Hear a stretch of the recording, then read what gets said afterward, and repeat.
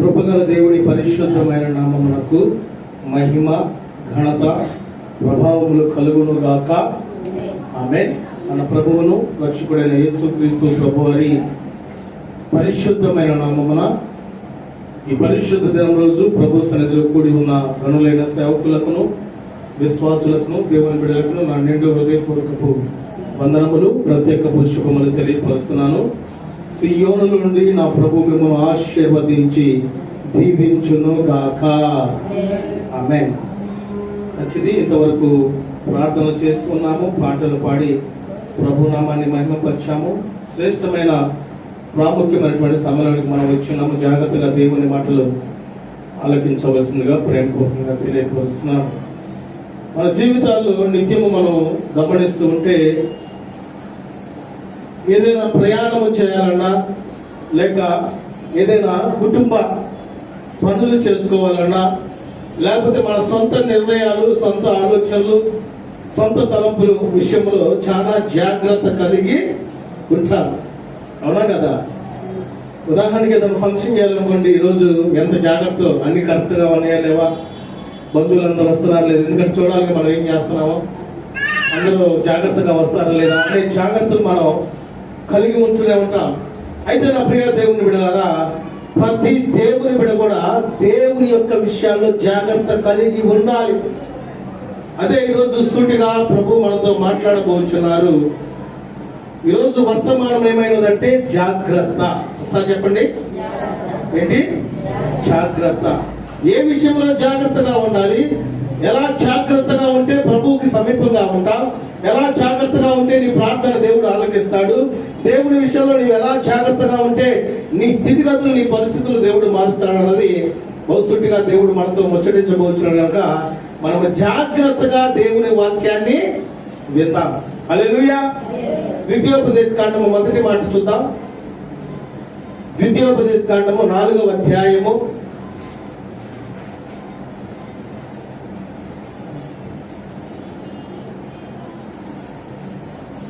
9వ వచనాన్ని చదువుకుందామండి. అయితే నీవు జాగ్రత్త పడుము, నీవు కన్నులారా చూచిన వాటిని మరొక యుండునట్లును, అవి నీ జీవిత కాలమంతయు నీ హృదయముల నుండి తొలగిపోకున్నట్లును నీ మనస్సును బహు జాగ్రత్తగా కాపాడుకొనుము. హల్లెలూయా. అంటే మొదటిగా మనం ఏం జాగ్రత్తగా కాపాడుకోవాలంటే, మనము ఈ లోకములో పడిపోకుండా ఉండటానికి జాగ్రత్తగా ఉండాలంటండి. అందుకనే మోషే గారు తెలియపరుస్తున్నాడు, జాగ్రత్తగా ఉండండి. అయితే నీవు జాగ్రత్త పడము, నీ కనులారా చూచిన వాటిని మరువకుండానట్లును, అవి నీ జీవితకాలం అంతయు నీ హృదయముల నుండి తొలగిపోకుండానట్లును, అదేవిధంగా నట్లును నీ మనస్సును బహు జాగ్రత్తగా కాపాడుకోవాలి. మన మనస్సుని కాపాడుకోవాలండి. ఎందుకు మనస్సుని కాపాడుకోవాలని ఆలోచన కలిగి ఉంటే, మన మనస్సు ఎలాంటిదంటే బహు ఘోరమైన వ్యాధి గలదిగా పరిశుద్ధ లేఖనం తెలియపరుస్తుంది. మన మనస్సులో ఏ తలంపులు, ఏ ఉద్దేశాలు, ఏవైతే కోరికలు ఉంటాయో అవి మెదడుకు చేర్చబడతాయి. ఆ మెదడుకు చేర్చబడినటువంటి విషయాలు మనం జరిగించడానికి ముందుకు వెళుతూ ఉంటాం. మన మనసులో ఏముండాలంటే దేవుని వాక్యం ఉండాలి, మన మనసులో దేవుని చిత్తం ఉండాలి, మన మనసులో దేవుని ఆజ్ఞలు ఉండాలి. అందుకనే నా ప్రియ దేవుని బిడ్డలారా, మనము జాగ్రత్తగా మన మనస్సులో వేరే వాటికి తావివ్వకుండా మన హృదయములో ప్రభువు యొక్క చిత్తానికి, ప్రభు యొక్క వాక్యానికి, ప్రభు యొక్క ఉద్దేశాలకి కనుక మనం తావివ్వగలిగితే మనం ఈ లోకంలో జాగ్రత్తగా ఉన్నవారమై ఉంటాం. ఈ జాగ్రత్తను బట్టి ప్రభు మనకి కాపుదల దయచేయును గాక. ఆమేన్. నా ప్రియ దేవుని బిడ్డలారా, పరిశుద్ధ లేఖనంలో తెలియపరిచేటువంటి ప్రతి మాట చాలా అమూల్యమైనటువంటి మాట. అందుకనే నీవు జాగ్రత్త పడము, నీ కనులారా చూచిన వాటిని మరువకుండానట్లును, అవి నీ జీవిత కాలం అంతా నీ హృదయంలో నుండి తొలగిపోకుండా. ఏం చేసాం మన కనులారా? దేవుడు మన జీవితాల్లో ఎన్నో అద్భుత కార్యాలు జరిగించాడండి, ఆశ్చర్యకార్యాలు జరిగించాడు. నీకు తెలియకపోవచ్చు. కొన్ని సందర్భాలు అపవాది నిన్ను అనేక రకాలుగా నిందించాలని, అవమానపరచాలని, హేళన చేయాలని ఆలోచన కలిగి ఉన్నప్పుడు నీ దేవుడే, మన దేవుడు, నా దేవుడే మనల్ని కాపాడాడండి, మిమ్మల్ని కాపాడాడు. హల్లెలూయా. కనుక మనము జాగ్రత్త కలిగి ఉండే వారమై ఉండాలి. కొన్ని సందర్భాల్లో దైవ సంబంధమైనటువంటి జాగ్రత్త కలిగి ఉన్నప్పుడు అపవాది మనల్ని అజాగ్రత్తగా ఉండాలని ఆలోచన కలిగి ఉంటాడు. మనం ప్రభు సన్నిధికి వెళ్ళేటప్పుడు జాగ్రత్త కలిగి ఉండాలి. ప్రార్థన చేసేటప్పుడు జాగ్రత్త కలిగి ఉండాలి. దేవుని సంబంధమైనటువంటి ప్రతి కార్యము చేసేటప్పుడు మనం జాగ్రత్తగా మొదటిగా దేవునికి స్థానం ఇస్తున్నామా లేదా, దేవుణ్ణి మహిమపరుస్తున్నామా లేదా, దేవుణ్ణి కొనియాడుతున్నామా లేదా అనేటువంటి ఆ జాగ్రత్త మన హృదయంలో ఉండగలిగితే నీవు కలిగి ఉన్నటువంటి జాగ్రత్తను బట్టి నీ కుటుంబంలో క్షేమము, కాపుదల, ఆశీర్వాదము దేవుడు దయచేస్తాడండి. దేవునికి స్తోత్రం కలుగును గాక. ఆమేన్. కనుక మన మనస్సుని జాగ్రత్తగా చేసుకోవాలి, మన మనస్సుని నియంత్రించుకోవాలి, మన హృదయాన్ని సరి చేసుకోవాలి. ఒకవేళ హృదయములో అజాగ్రత్తకరమైనటువంటి సందర్భాలు, వ్యర్థమైనటువంటి విషయాలు, వ్యర్థమైనటువంటి ఆలోచనలు, వ్యర్థమైనటువంటి తలంపులు, వ్యర్థమైనటువంటి విషయాలు కనుక ఏమైనా ఉంటే వాటిని ఏం చేసుకోవాలంటే శుద్ధి చేసుకోవాలండి. ఎలా శుద్ధి చేసుకోవాలి? దేవుని యొక్క వాక్యము చేత వాటిని శుద్ధి చేసుకోవాలి. హల్లెలూయా. కనుక నా ప్రియ దేవుని బిడ్డలారా, మనము ప్రతినిత్యం కూడా మన మనస్సుని జాగ్రత్తగా చూసుకోగలిగితే వ్యర్థమైనటువంటి వాటిని మన హృదయంలోనికి మనం ఆహ్వానించలేము. ఇదిగో ఈ కార్యము, ఈ పని, ఈ క్రియ నాకు సరైనదా లేదనేటువంటి ఆలోచన మనకి దేవుడు కలిగిస్తాడు. కనుక తద్వారా మేలైనవి మనం జరిగిస్తాం, దేవుని యొక్క కృపకి పాత్రలు అవుతాం. మన జీవితాల్లో ఏది కావాలో సమస్తము మనం కలిగి ఉన్నటువంటి జాగ్రత్తను బట్టి ప్రభు మనకి సమృద్ధిగా దయచేయను గాక. ఆమేన్. ఏదైనా ప్రాంతానికి వెళ్తున్నాం, కారులో ఉన్నాం, మనం ఆ కారు జాగ్రత్తగా వెళితేనే వెళ్ళాలనుకున్నటువంటి సమయానికి, ఆ వెళ్ళాలనుకున్న స్థలానికి వెళుతుంది. ఏమాత్రం అజాగ్రత్త ఉందనుకోండి, ఏమైపోయింది? వెళ్ళలేదు. అదే విధంగా మనము కూడా ప్రభు చిత్త ప్రకారము, ప్రభు ఉద్దేశ ప్రకారము, ప్రభు నిర్ణయం ప్రకారం మనం పరలోక రాజ్యం చేరాలంటే ఈ లోకములో కొన్ని జాగ్రత్తలు మనం పాటించే వరమై ఉండాలి. మొదటిగా మనల్ని మనం నియంత్రించుకోవాలండి. మన శరీరాన్ని నియంత్రించుకోవాలి, ఆత్మలో బలపడాలి, ఆత్మలో ఆత్మీయమైనటువంటి జ్ఞానంతో నింపబడాలి. శరీర సంబంధమైనటువంటి విషయంలో కనుక మనం చచ్చిన వారంగా ఉండగలిగితే ఆత్మలో మనం బలపరచబడుదుము గాక. హల్లెలూయా. శరీర సంబంధమైనటువంటి విషయాలు మనం బలం పొందుతున్నామా, ఆత్మలో మనం ఎదగలేము. శరీరం ఏం చేస్తా ఉన్నది? నా ప్రాణమా తినుము తాకుము సుఖించుము అంటూ ఉంటుంది. ఆత్మ, దేవుడు పెట్టినటువంటి దీపమైనటువంటి ఆత్మ ఏం చేస్తుందంటే దేవునికి సమీపంగా ఉండు, దేవుణ్ణి ప్రార్థించు, దేవునితో నడువు, దేవునితో సహవాసం కలిగి ఉండు, దేవుని చిత్తాన్ని జరిగించు, దేవుని ప్రణాళికలో నీవు ఉన్నావు, నీ రాజ్యము, నీ యొక్క ఆలోచన, నీ తలంపులు ఇవి కాదు, పరలోక రాజ్యము నీ కొరకు వేచి ఉందని ఆత్మీయమైనటువంటి జ్ఞానము దేవుడు మనకి దయచేస్తాడు. హల్లెలూయా. కనుక మనకి ఏ జ్ఞానం కావాలి? దేవుని జ్ఞానం మనకి కావాలండి. అందుకని నా ప్రియ దేవుని పిల్లలారా, మనము జాగ్రత్త కలిగి ఉండే వారమై ఉండాలి. కొన్ని సందర్భాలు మన నడవడిక, మన మాటలు, మన క్రియలను బట్టి వీరు ప్రార్థనకు వెళ్తున్నారు కానీ వీరు విశ్వాసంగా ఉన్నారా, విధేయత కనపరుస్తున్నారా, దేవుని యందు భయము భక్తి కలిగి ఉన్నారా, దేవుడు వీరి జీవితంలో గొప్ప గొప్ప కార్యాలు చేస్తున్నాడు అనేటువంటి ఆలోచన అన్యులు మన పట్ల కలిగి ఉంటారు.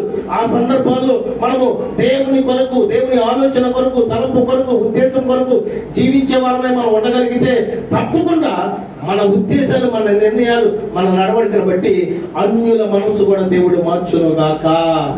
ఆమేన్. అంతేగాని మనం దేవుని సన్నిధిలో ఉన్నంతసేపు మంచిగా ఉండి మనం ఇంటికి పోయినాక అన్యుల దగ్గర గొడవలు ఆడతా వేరే చేస్తా ఉంటే ఇది అనుకుంటా ప్రార్థన పోతే ఇలా అనుకుంటారు లేదా? దేవుడి నామానికి అవమానం వచ్చిందా లేదా? ఇక ఇప్పుడు అనుకోవాలి మనం, ఎవరెవరైతే వ్యర్థముగా మాట్లాడుతున్నారో వారి యొక్క జీవితాన్ని సరైనటువంటి రీతిగా దేవుడు మార్చును గాక. ఆమె. రెండో పాయింట్ మనం చూద్దాం. కొరింథీయులకు రాసిన మొదటి పత్రిక, అపోస్తలుడైన పౌలు గారు కొరింథీయులకు రాసిన మొదటి పత్రిక 3వ అధ్యాయము 10వ అధ్యాయము 12వ వచనం చదువుకుందాం.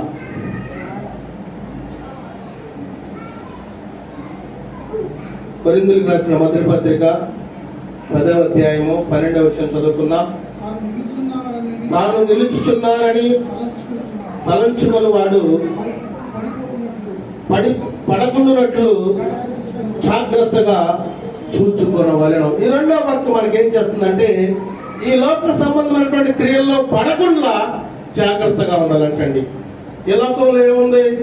అంతా మోసమే, అంతా వ్యర్థమే, ఏది కూడా మనకి ఉపయోగము లేదు.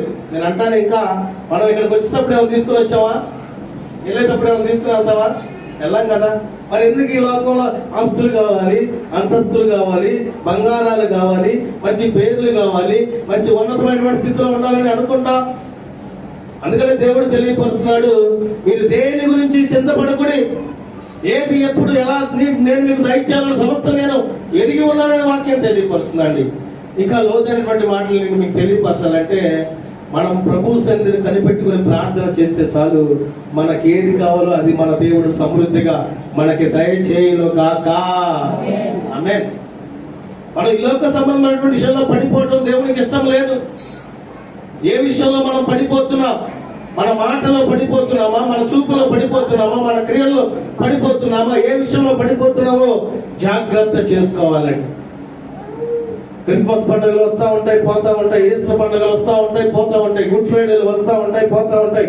పుట్టినరోజులు వస్తూ ఉంటాయి, పోతా ఉంటాయి. అనేకమైనటువంటి దినాలు వస్తూ ఉంటాయి, పోతా ఉంటాయి. నీవు నీ జీవితంలో జాగ్రత్త కలిగి ఉండలేకపోతే దాని ద్వారా నీవే మోసపోతా ఉన్నది మనం జ్ఞాపకము చేసుకోవాలి. అందుకే మనం సూటిగా చూడగలిగితే తాను నిల్చున్నానని తలంచుకున్న వాడు పడకున్నట్లు జాగ్రత్తగా చూసుకోవాలి. మనం నిల్చున్నాలే, మనం పరిశుద్ధంగా ఉండాలి, మనం యథార్థంగా ఉండాలి, నీతి కలిగి ఉండాలి అని అనుకునేవారిగా కాదు, అలా జీవించేవారిగా మనల్ని దేవుడు నడిపించును గాక. చప్పట్లు కొట్టు ప్రభుని మహిమపడతావా? హల్లెలూయా, హల్లెలూయా. చాలా మంది మనం చూస్తూ ఉంటే నా అంత మంచివాడు లేదు అనుకుంటారు. ఒకసారి అనుకుందాం, మనం ఎవరికి వాళ్ళు చూస్తూ ఉంటే ఏమనుకుంటాం? అబ్బో నేను ఇన్ని దానాలు చేస్తాను, నేను అందరితో ఎంత మంచిగా మాట్లాడతాను. వస్తుందే ఇంట్లో వాళ్ళతోనే మనం మంచిగా మాట్లాడలేం, అవునా కదా? ఇక శత్రువులను ప్రేమించే మనసు మనకి ఎక్కడ ఉంటుంది? నా ప్రియ దేవుని బిడ్డలారా, మొదటిగా మనల్ని మనం పరిశోధన చేసుకోవాలండి. ఎందుకు యేసుక్రీస్తు ప్రభువు ఈ లోకానికి వచ్చాడు? ఎందుకు ఆయన మరణించాడు? ఎందుకు పునరుద్ధానుడు అయ్యాడు? ఎందుకు మరలా తిరిగి రాబోతున్నాడంటే నిన్ను ఈ లోక సంబంధమైనటువంటి పాపము, మలినము, ఈ లోక సంబంధమైనటువంటి బాధ నీ జీవితానికి అంటకుండా పరలోకములో ప్రభు చెంతని చేర్చాలని దేవుడు ఇష్టపడుతున్నాడండి. హల్లెలూయా, దేవునికి మహిమ కలుగును గాక.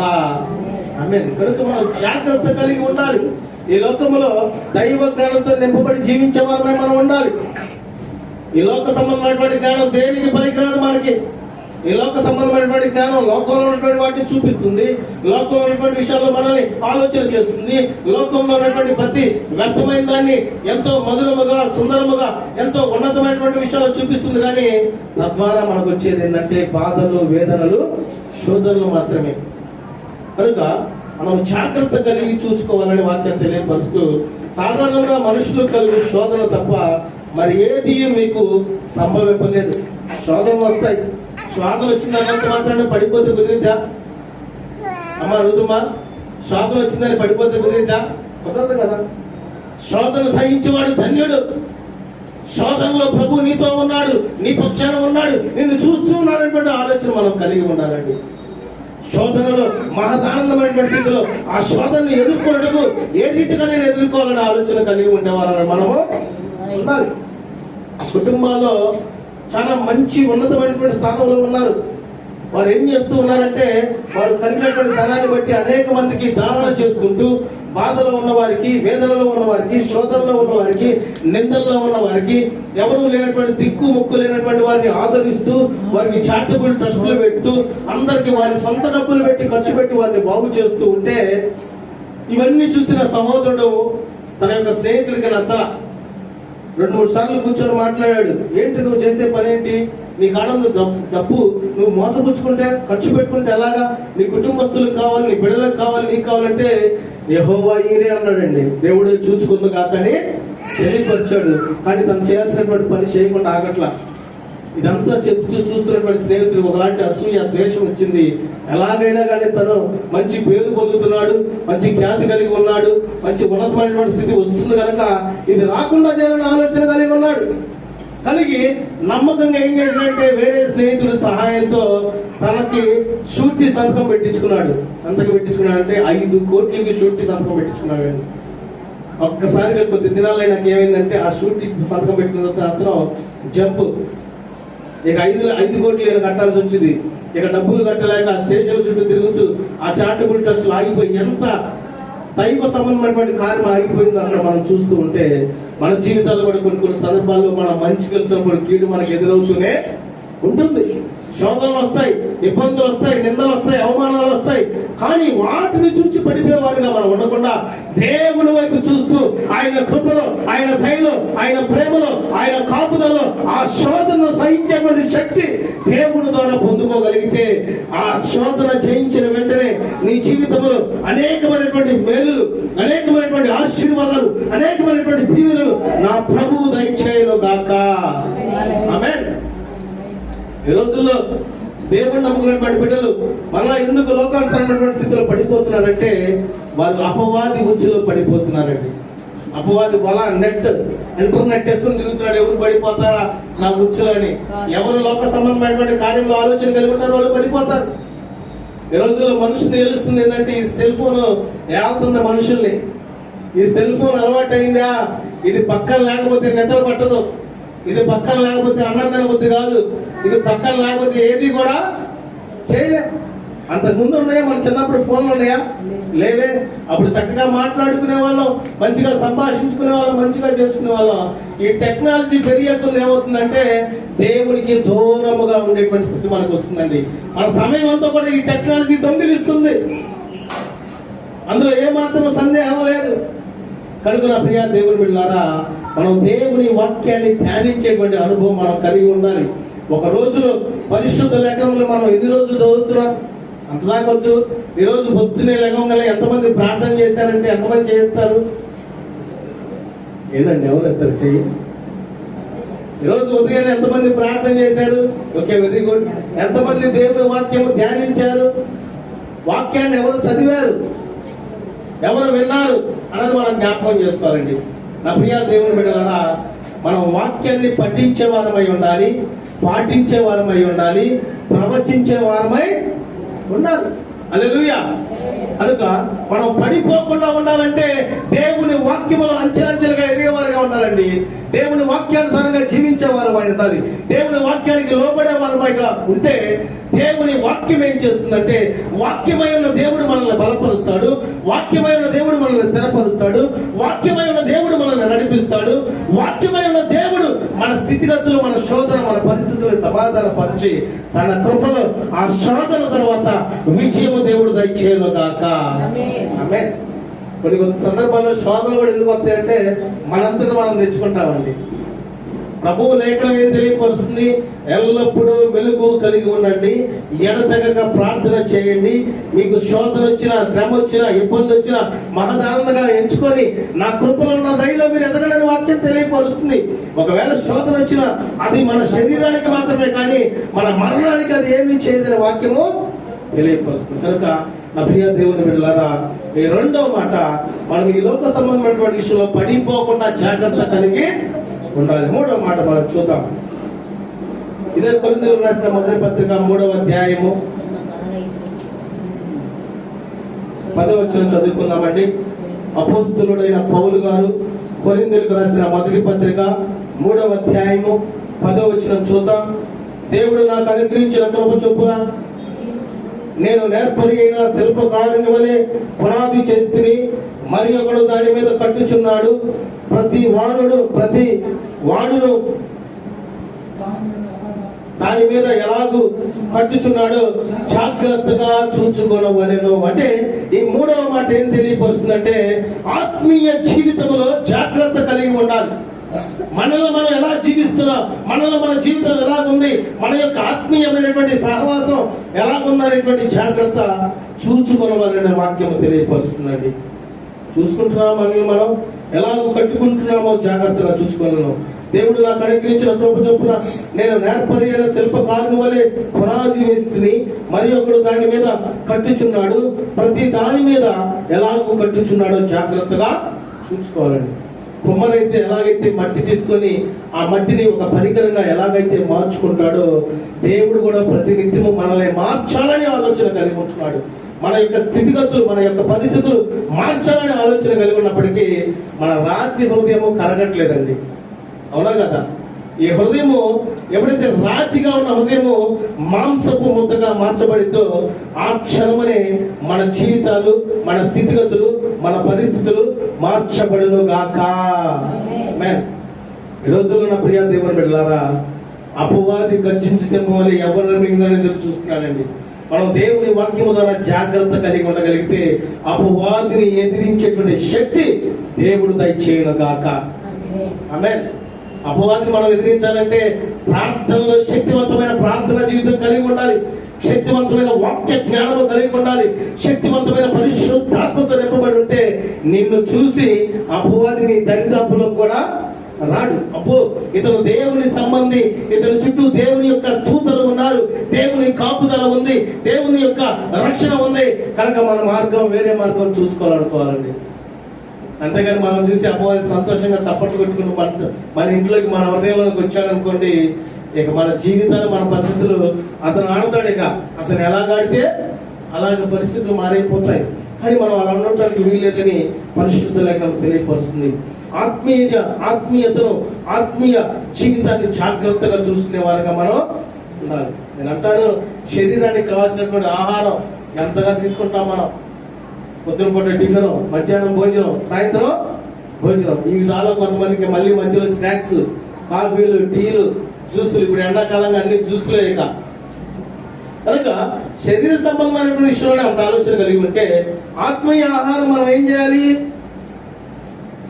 ప్రభు వాక్యానుసారంగా జీవిస్తూ ప్రభు వాక్యాన్ని తినాలండి.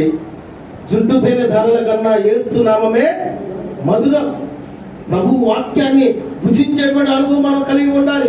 ఆత్మలో బలపడాలి, ఆత్మలో ఎదగాలి, ఆత్మలో దేవుని యొక్క కృపలో ఎదిగేటువంటి అనుభవం మనం కలిగి ఉండగలిగితే నిజమైనటువంటి జాగ్రత్త మనం కలిగి ఉన్న వారిగా ఉంటాం. నువ్వు కలిగి ఉన్నటువంటి జాగ్రత్తను బట్టి, దేవుడు తెలియపరిచినటువంటి జాగ్రత్తను బట్టి నీ ఆత్మీయ జీవితంలో దేవుడు నిన్ను అంచెలంచెలుగా ప్రతి విధమైనటువంటి బంధకాల నుంచి విడుదల దయచేసి ఆత్మీయతలో బలపరచబడును గాక. ఆమేన్. చిరకాలము నాతో ఉంటానని క్షణమైన వీడి పోలేదని, నీలో నన్ను చేర్చుకున్నావని,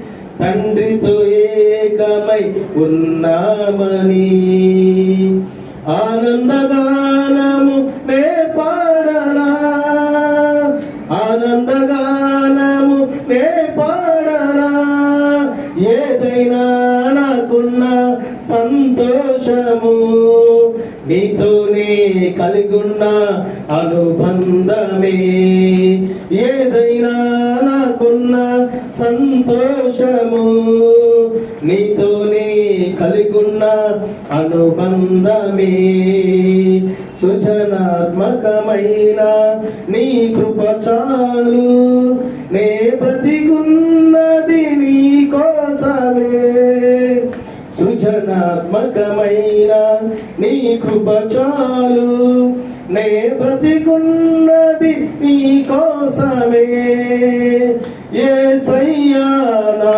ప్రాణమా, ఘనమైన స్తుతి గానమా, యేసయ్యా నా ప్రాణమా, ఘనమైన స్తుతి గానమా, అద్భుతమైన నీ ఆదరణే, ఆశ్రయమైన నీ సంరక్షణయే నన్ను నీడగా వెంటాడెను, నే అలయక నడిపించెను, నా జీవమా నా స్తోత్రమా నీకే ఆరాధన, నా స్నేహము సంక్షేమము నీవే ఆరాధ్యుడా, యేసయ్యా నా ప్రాణమా,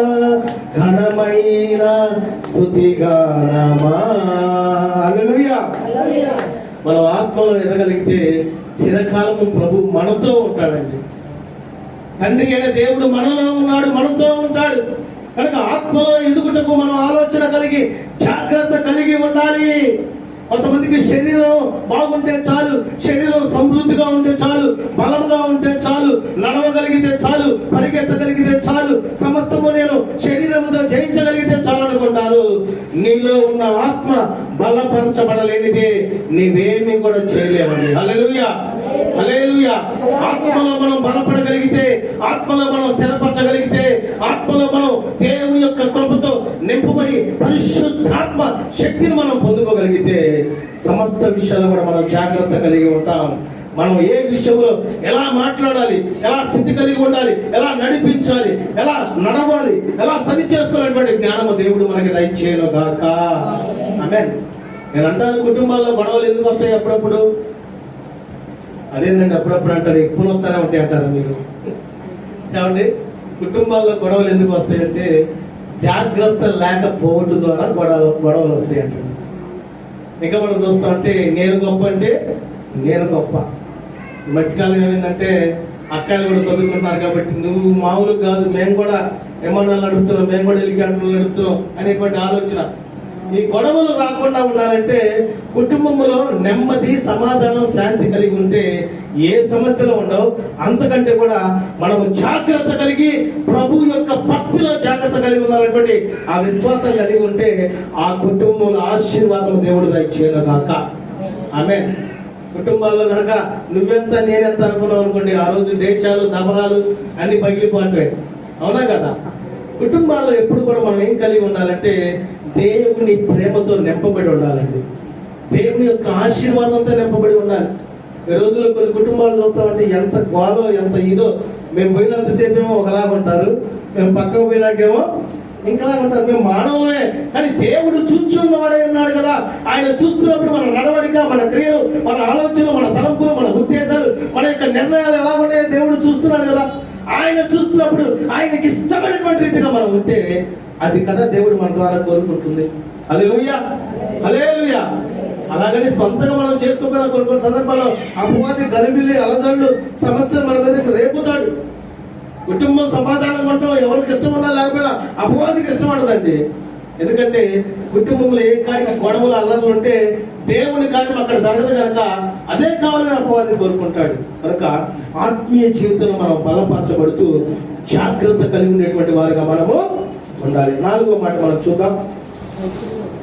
4వ పాయింట్, మార్కు సువార్త 4వ అధ్యాయము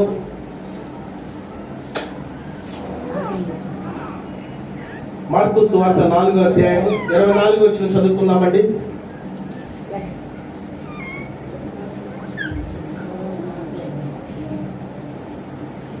మరియు ఆయన మీరేమి వినిచున్నారో జాగ్రత్తగా చూచుకోండి.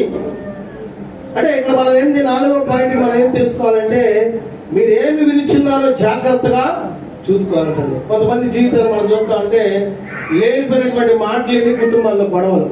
అవునా కదా?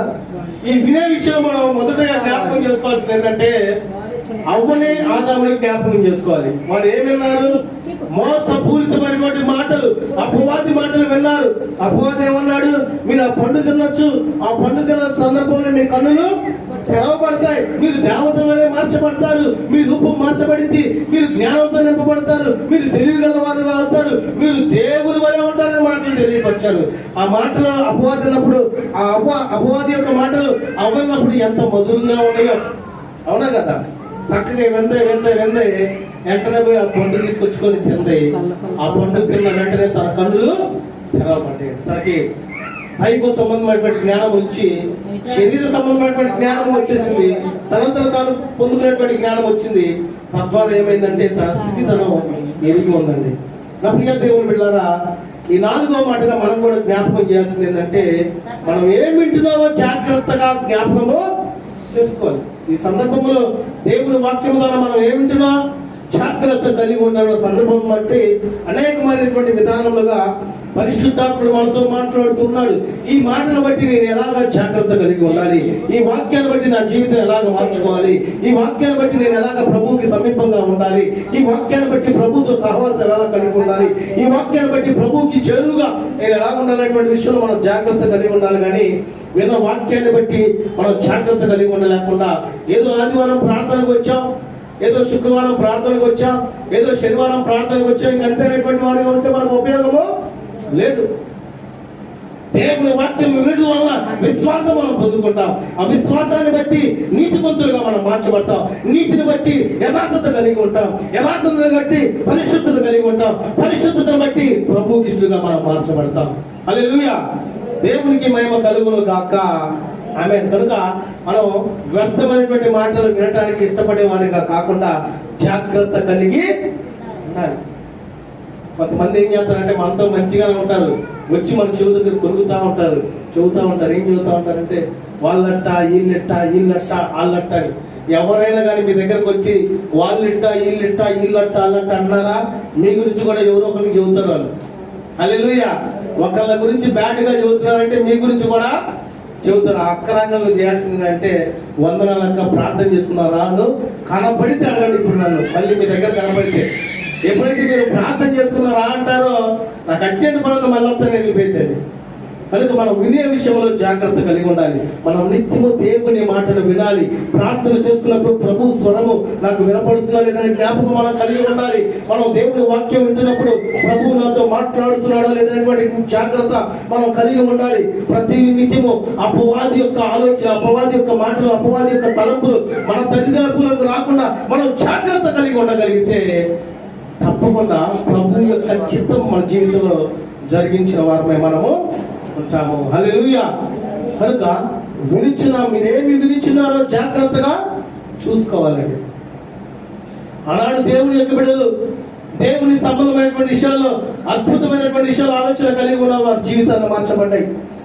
సొంకపు గుర్తున్నటువంటి చక్కయ్య దేవుని యొక్క మాటలు విన్నాడు. ఎందుకో అద్భుతాలు, ఆశ్చర్యకరాలు, సూచక్రియలు చేసిన దేవుడు ఎందుకో ప్రాంతంలో వస్తున్నాడంట. కనుక నేను ఆయన చూడాలని ఆలోచన కలిగి ఉన్నాడు. ఆ మాట విన్నదాన్ని బట్టి తన జీవితం మార్చబడిందా లేదా? మార్చబడింది. మనకు కూడా ఏమి వినాలో అవి వినాలి, ఏమి వినకూడదు వాటిని వినకూడదండి. మనం బాగా అమితంగా ప్రేమిస్తున్న వారు మన గురించి చెడ్డ మాటలు మాట్లాడుతున్నారు అన్నది విన్నాం అనుకోండి, ఎంత బాధ, ఎంత ఓయనం. ఆ రోజు ఆనందం ఎంత ఉండిద్దా? ఉండదు. ఇక దాని గురించి ఆలోచన అట్లా ఆలోచిస్తా ఉంటే అపవాదికి నీ మెదడుని నీ మెదడుని వశపరుచుకొని అనేకమైన ఆలోచన కలిగిస్తూ ఉంటాడు.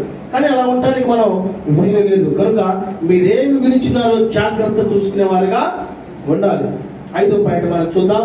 పరిశుద్ధ లేఖనం నుంచి జాగ్రత్త గురించి తప్పకుండా మనం ఆలోచన కలిగి ఉండేవారమై ఉండాలి. ప్రసంగి గ్రంథము 5వ మాట. ప్రసంగి గ్రంథము 5వ అధ్యాయము 1వ వచనాన్ని చదువుకుందామండి.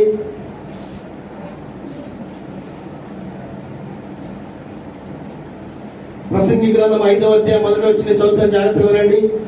నీవు దేవుని మందిరములకు పోవునప్పుడు నీ ప్రవర్తన జాగ్రత్తగా చూచుకొనుము. బుద్ధిహీనులు అర్పించు బలులు అర్పించినట్లుగా బలి అర్పించడం కంటే సమీపించి ఆలకించడం శ్రేష్టము. హల్లెలూయా. మనం దేవుని సన్నిధికి వెళ్ళేటప్పుడు ఎలా ఉండాలంట? నీ ప్రవర్తన జాగ్రత్తగా చూసుకోవాలి. కొంతమంది అక్కలు అన్నయ్యలు చాలా గొప్పవారు దేవుని సన్నిధికి వెళ్ళేటప్పుడు బైబిల్ కూడా తీసుకుంటారండి. ఎందుకంటే మోయలేదు. బైబిల్ మనం మోస్తే మనల్ని బైబిల్ మోస్తుంది. హల్లెలూయా. కనుక మన ప్రభు సన్నిధికి వెళ్ళేటప్పుడే మన ప్రవర్తన జాగ్రత్తగా చూసుకునేవారుగా ఉండాలి. మనం అజాగ్రత్త కలిగి ఉండడానికి వీలు లేదు.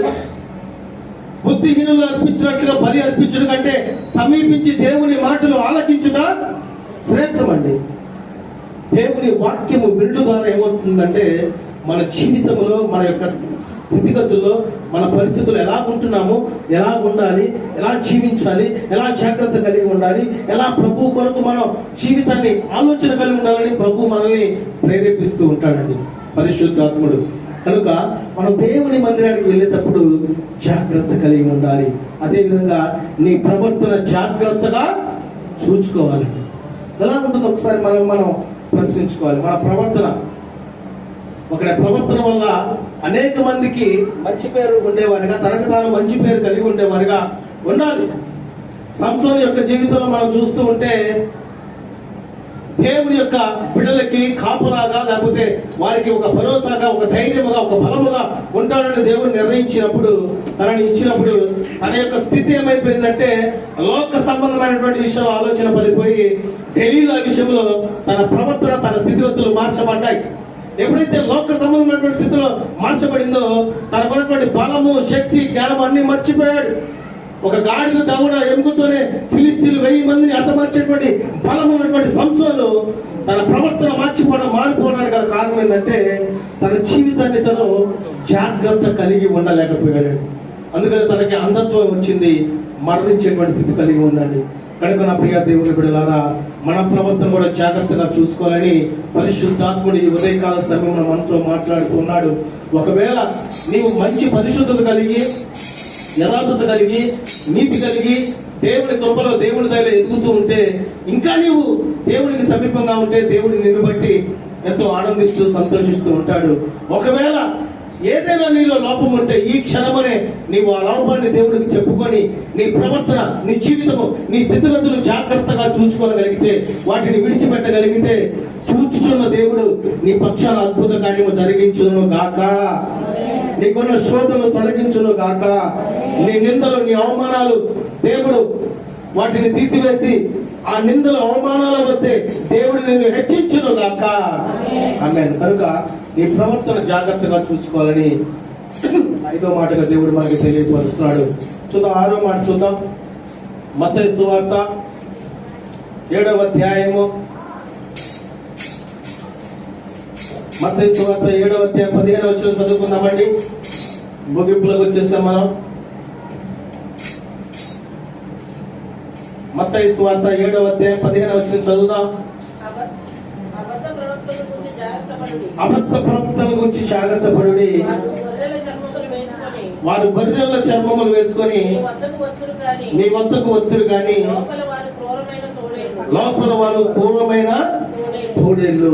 ఇక్కడ మనం గమనిస్తూ ఉంటే అబద్ధమైనటువంటి దేని విషయమైనా కానీ మనం జాగ్రత్త కలిగి ఉండాలి. కొన్ని సందర్భాల్లో మన జీవితాల్లో మనం చూస్తూ ఉంటే నిజము కానివి కూడా నిజంగానే మనకు కనపడతా ఉంటాయి, నిజం కాని కూడా నిజమేనే మనకు తెలియపరుస్తూ ఉంటారు. వాటి విషయంలో మనం జాగ్రత్త కలిగి ఉండేవారమై ఉండాలండి. నా ప్రియ దేవుని బిడ్డలారా, అపవాది మన దగ్గరికి ఎట్టవుతాడంట, గొర్రె చర్మము వేసుకొని మీ యొద్దకు వద్దురు కానీ లోపల వాళ్ళు క్రూరమైన తోడేలు లాగా ఉంటారు. చాలా మంది కూడా మన దగ్గరికి ఎట్టవుతా ఉంటుంది, ఎంతో మంచి వారికి మన దగ్గరికి వస్తారు, కానీ వారి హృదయంలో ఏముందో చూస్తే కానీ మనకి అర్థము కాదండి. కనుక మన సహవాసము, మన ఫ్రెండ్షిప్, మన నడవడిక కూడా దేవుని బిడ్డలతోనే మనం సహవాసం కలిగి ఉండాలి. మనకి ప్రార్థన చేయడం సరిగ్గా రాదా, ప్రార్థన చేసే వారితో మనం సహవాసం కలిగి ఉండాలి. దేవుని యొక్క పాటలు పాడటం సరిగ్గా రాదా, పాటలు పాడేవారితో మనం సహవాసము చేయాలి. ఇదిగో దేవుని యొక్క వాక్యం చదవటం సరిగ్గా రాదా, వాక్యం చదివే వారితో మనం సహవాసము చేయాలి. సామెత ఒకటి ఉందిగా, ఏది సామెత? 6 నెలలు వాళ్ళతో తిరిగితే వాళ్ళు వీళ్ళు వారైపోతారు. అంతదా కూడా అవసరం.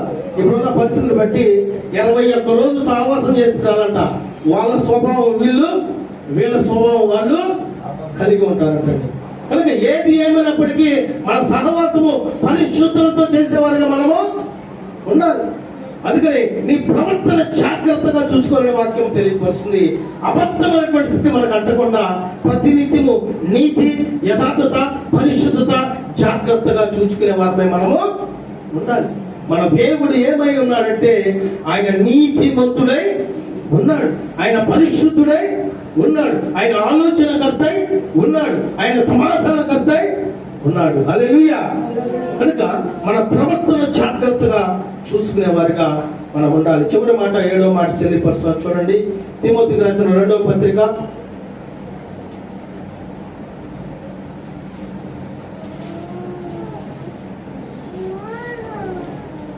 అపోస్తలుడైన పౌలు గారు తిమోతికి రాసిన 2వ పత్రిక 2వ అధ్యాయము 15వ వచనం చదువుకుందామండి. దేవుని ఎదుట యోగ్యునిగాను సిగ్గుపడనక్కర్లేని పనివారిగాను సత్యవాక్యమును సరిగా ఉపదేశించువారుగాను నిన్ను నీవే దేవునికి కనపరుచుకొనుటకు జాగ్రత్త పడుము. హల్లెలూయా, హల్లెలూయా. నీవు దేవునికి కనపరుచుకొనుటకు జాగ్రత్త పడాలంటండి. ఇప్పుడు నిన్ను నీవే దేవుడికి ఎలాగా కనపరుచుకుంటావు ఒకసారి మనం ప్రశ్నించుకోవాలండి. దేవుడు మనం చూస్తున్నప్పుడు మనం పరిశుద్ధత కలిగి ఉండాలి, నీతి కలిగి ఉండాలి, దేవునికి ఇష్టమైన వారిగా ఉండాలి, దేవుని కృప పొందుకునేటువంటి వారిగా ఉండాలి. మనలో అనీతి ఏమాత్రం లేకుండా, అపరిశుద్ధత ఏమాత్రం లేకుండా దేవునికి ఇష్టమైనటువంటి జీవితం మనం కలిగి ఉండాలని బహుశుద్ధిగా దేవుడు మనకి తెలియపరుస్తున్నాడు. కనుక దేవునికి కనపడే విషయంలో జాగ్రత్త మనం కలిగి ఉండాలి.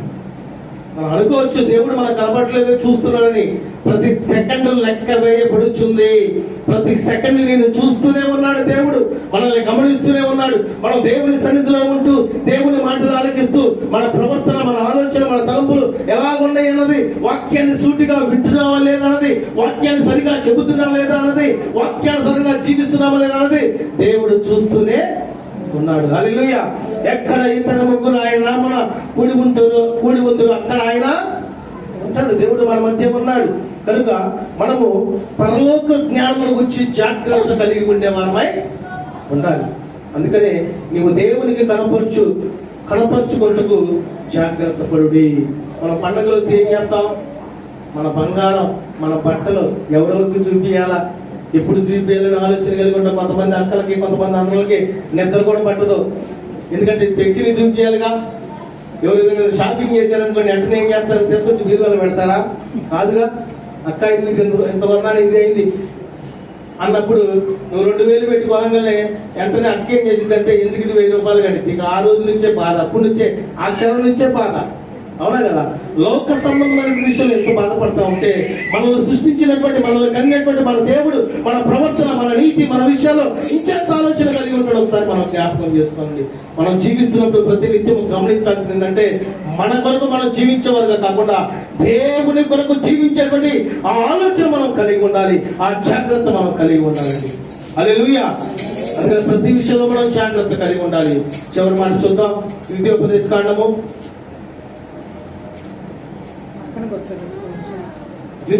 కాండము 4వ అధ్యాయము 9వ వచనం మాట చూద్దాం.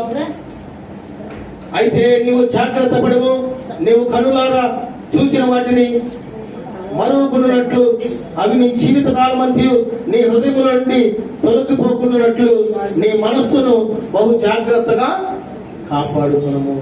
నా ప్రియ దేవుని బిడ్డలారా, మనం జాగ్రత్త కలిగి ఉన్నాం.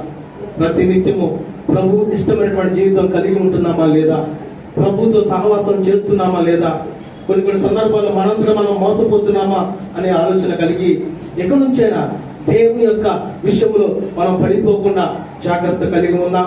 అదేవిధంగా ఆత్మీయమైనటువంటి జీవితంలో జాగ్రత్తగా ఆత్మలో బలపడేటువంటి ఆలోచన కలిగి ఉందాం. అదేవిధంగా మనం ఏమి వినిచున్నామో జాగ్రత్తగా చూసుకునే వారంగా మనం ఉందాం. మన ప్రవర్తన జాగ్రత్తగా చూసుకుందాం. ఇదిగో అబద్ధం మన దరిదాపులకు రాకుండా జాగ్రత్త కలిగి ఉందాం. నీవు దేవునికి కనపరుచుకున్నట్టుకు జాగ్రత్త పడి ఉండేటువంటి వారిగా ఉంటూ పరలోకం చేర్చబడినట్టుకు కూడా మనం జాగ్రత్త కలిగి ఈ లోకంలో జీవించేటువంటి ఆ జ్ఞానము దేవుడు మనందరికీ దయచేయను గాక. ఆమె పరిశుద్ధాత్ముడి ఈ మాటలన్నిటినీ మన వినికిడిలో ఆశీర్వదించి దీవించును గాక. ఆమె ప్రార్థన చేసుకుందాం. కృపగల దేవా, దయగల మా తండ్రి, మీకే స్తోత్రాలు ప్రభా. ఇదిగో జాగ్రత్త గురించి అనేకమైనటువంటి మాటలు, లోతైనటువంటి మాటలు, ఆధ్యాత్మికమైనటువంటి మాటలు మాతో సూటిగా మాట్లాడి ఉన్నారు తండ్రి. ఇదిగో నీ బిడ్డలు నీ మాటలు విని ఉన్నారు ప్రభా. విన్న మాటలు తండ్రి వారి హృదయంలో నాటబడుటకు మీరు కృప దయచేయండి తండ్రి. వాక్యమైనటువంటి విత్తనము నీ హృదయంలో నీరు కట్టి ఫలించేటువంటి అనుభవంతో నింపమని ప్రార్థిస్తున్నాము తండ్రి. ఇదిగో ప్రభా, ప్రార్థనలో తలలు వంచి నీ మాటలు ఆలోచించిన నీ బిడ్డల జీవితంలో ఇదిగో తండ్రి, ఒకవేళ కొన్ని విషయాల్లో అజాగ్రత్త కలిగి ఉన్నారేమో, వాటి నుంచి మీరు విడుదల దయచేయండి తండ్రి. ప్రతి విషయంలో వారి ప్రవర్తన, వారి ఆలోచన, వారి వినికిడి, వారి యొక్క వ్యక్తిగత విషయంలో తండ్రి జాగ్రత్త కలిగి ఉంటూ నీ యొక్క ఆత్మీయమైనటువంటి నడిపింపు కలిగి ఉండడానికి కృప దయచేయమని ప్రార్థిస్తున్నాము తండ్రి. విన్న వాక్యం తండ్రి, నీ బిడ్డల తండ్రి నుంచి దూరం కాకుండా ఆ వాక్యము ద్వారా దినదినము తండ్రి జ్ఞాపకం కలిగి ఆ వాక్యము ద్వారా తన జీవితంలో జాగ్రత్త కలిగి ఆ వాక్యమైన దేవ నీ బిడ్డల యొక్క కుటుంబాల్లో ఏ సమస్యలు, ఏ ఇబ్బందులు, ఏ ఆలోచనలు ఉన్నాయో వాటి నుంచి మీ వాక్యము ద్వారా విడుదల పొందే కృప దయచేయమని ప్రార్థిస్తూ నీ బిడ్డల జీవితాల్లో తండ్రి జాగ్రత్త కలిగి ఉండి ఆనాడు బుద్ధి కలిగిన కనికలు బుద్ధి లేని కనికల వలె కాకుండా బుద్ధి కలిగిన కనికలు జాగ్రత్త కలిగి వెలుగు కలిగి వారి జీవితంలో నాయన తండ్రి సిద్ధపరచుకొని నీ కొరకు ఎదురు చూస్తున్నారు తండ్రి. ఆ రీతిగానే నా తండ్రి నీ బిడ్డలైనటువంటి మేమందరం కూడా జాగ్రత్త కలిగి వెలుగు కలిగి ఎడతెగక ప్రార్థన జీవితం కలిగి మీ కొరకు తండ్రి ఎదురు చూస్తూ ఉండేటువంటి ఆ పరిశుద్ధత, ఆ యథార్థత, ఆ నీతి నీ బిడ్డలందరికీ మీరు దయచేయమని నీ బిడ్డలు తిరిగి ఇంటికి వెళ్ళి ఉండాలి తండ్రి. నేను జాగ్రత్త కలిగి ఉండాలి, ప్రభు ఇష్టం నా జీవితంలో కలిగి ఉండాలన్నటువంటి అటు ఆలోచనతో నింపి నడిపించి బలపరచమని నజరేయుడైన యేసుక్రీస్తు ప్రభు వారి ఉన్నతమైన నామమున ప్రార్థించి అడిగి వేడుకొనుచున్నాము మా తండ్రి. ఆమేన్. సమయాన్ని దైవ సేవకులకు అప్పగిస్తున్నాను. పరిశుద్ధుడు గారి మా ప్రియ పరలోకపు తండ్రి, గొప్ప దేవుడా, సర్వోన్నతుడా, సర్వాధికారి, సచివుడా, నీ కొందనాలు స్తోత్రములు చెల్లిస్తున్నాను ఆయన. ఇంకో నాయన దేవ సంఘాన్ని మీరు జ్ఞాపకం చేసుకోండి ప్రభువా. ఇంకో సంఘంలో ప్రియ కుమార్తె సేవలకు పరిచయం ప్రార్థన చేస్తున్నాము. నెలలు నిండుతుందిగా ప్రభువా, గర్భములు జ్ఞాపకం చేసుకోండి. తల్లి బిడ్డ క్షేమం దయచేయండి నాయన. తల వదులుకొని అన్ని పాదములకు ప్రభువా జ్ఞాపకం చేసుకోండి ఆయన. పిల్లలు రావాలైనా సహాయం చేయండి దేవా. ఆ కుటుంబాన్ని జ్ఞాపకం చేసుకోండి. తల్లిదండ్రులను బట్టి, అత్తమాలను బట్టి ప్రభా ఆ కుటుంబంలో ఏ గొడవలు ఆటంకాలు లేకుండా సమాధానం కూడా ప్రభు దయచేయండి దైవానికి కొందరు తెలుసు. ఇంకో 10 కుటుంబాలు ఉన్న ప్రతి సంఘంలో ఉన్న 10 కుటుంబాన్ని పేరు మీరు జ్ఞాపకం చేసుకోండి. ఋతువులు బట్టి, ఋతువులను బట్టి, చిన్నపిల్లలను బట్టి, చదువుకున్న పిల్లలను బట్టి, ఇంకా వివాహ కాలంలో ప్రభా జ్ఞాపకం చేసుకోండి ప్రభా. ఇంకో వివాహమై మరి తన యొక్క కోడలైనా ఆలోచన చేస్తుంది ప్రభా. ఒక మంచి గర్వఫలాన్ని మీరు దయచేసి సహాయం చేయండి దైవానికి కొందరు తెలుస్తున్నాం ప్రభు. తప్పక కుటుంబంలో గలిబిలి, కలవరాలు ప్రభువ, బలహీనతలు, అవిధేయతలు అనేకమైన ఆవరిస్తున్నాయి. అవన్నీ యేసుక్రీస్తు నామములో మీరే తొలగించమని అర్థం చేస్తున్నాను. నీ కృపతో నింపండి, ఆదరణతో నింపండి, నిత్యమైన ఆదరణతో నింపండి ప్రభు. అని కొందరు ఇంకో నా శాంతి మీకు అనుగ్రహించి వెళ్తున్నానని చదివించిన దేవుడానికి కొందరు తెలుస్తున్నాను. మీ శాంతి కావాలి, మీ సమాధానం కావాలి, మీ ఆదరణ కావాలి, నీ ఆత్మ కావాలి, మీ సన్నిధి కావాలి, మీ కాపుదల కావాలి ప్రభావానికి కొందనాలు. నా కుటుంబాలు ఉన్న 10 బిడ్డలు మీరు దీవించిన బ్లెస్ అయ్యండి. నీ కృపలో నష్టాలు అప్పగించిన 40 మందిరంలో కూడా ప్రారంభించి ఆ మందిరం త్వరగా కట్టబడాలి ప్రభు. సహాయం చేయండి నాయన. నీ కొందరు ఆచరిస్తున్నాను.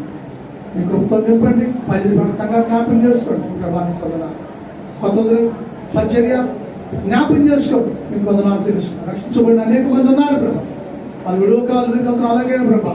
మరి సహోదరి కాలం పిల్లలకు వచ్చింది కాసేపు జ్ఞాపకం చేసుకోండి. ఆ హాస్పిటల్లోని నిజంగా ప్రార్థన చేశాం ప్రభు, సక్సెస్ అయింది ప్రభు. ఆ కూడా నీ కృప తోడుకు వచ్చింది.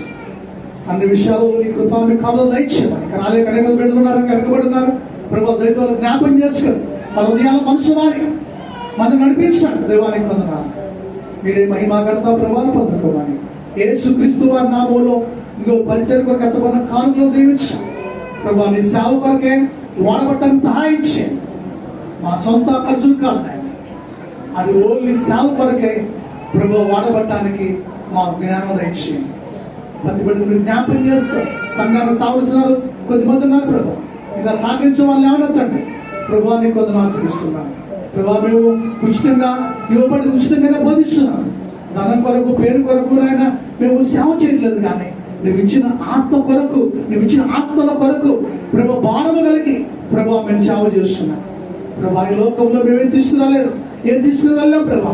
అన్న వస్త్రాలను వారే తుట్టుపడుతున్నామని పౌలు అన్నట్లుగా అంటే సేవ మాకు అనుగ్రహించా.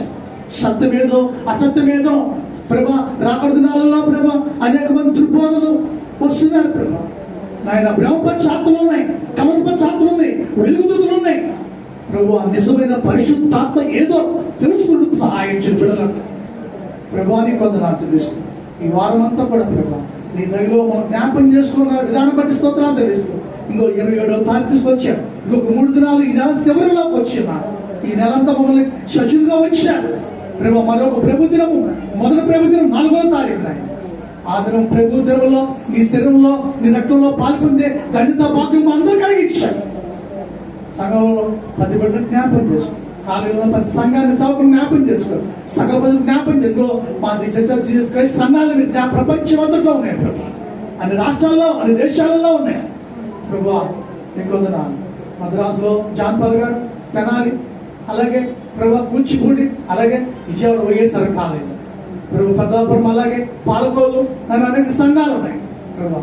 ఇండియాలో అనేక దేశాలలో సంఘాలు స్థాపించబడిన శుద్ధి గారు ప్రభావానికి పొందిన 140 దేశాల్లో శుభార్త చేసి కొన్ని లక్షల సంఘాలు కట్టాడు ప్రభు. ప్రపంచం కొందరు తెలుస్తూ ఆ సంఘంలో నడిపే బాధ్యత అనుగ్రహించారు. మీకు స్తోత్రంలో చెల్లిస్తూ ఇంకో మా బిడ్డలు తిరిగి వెళ్తుండగా మీరు దీవించి పంపించమని యేసు నామమును బట్టి ప్రార్థన చేస్తున్నాము తండ్రి. మన తండ్రి దేవుని ప్రేమ, మన ప్రభు యేసు వారి కృప, పరిశుద్ధాత్మ అన్నింటి సహవాసానికి మన సంఘానికి, సంఘాలకు, సకల పరిశుద్ధులకు, అధికారులకు తోడై ఉండును గాక. హల్లెలూయా. అందరికీ ప్రభునామమున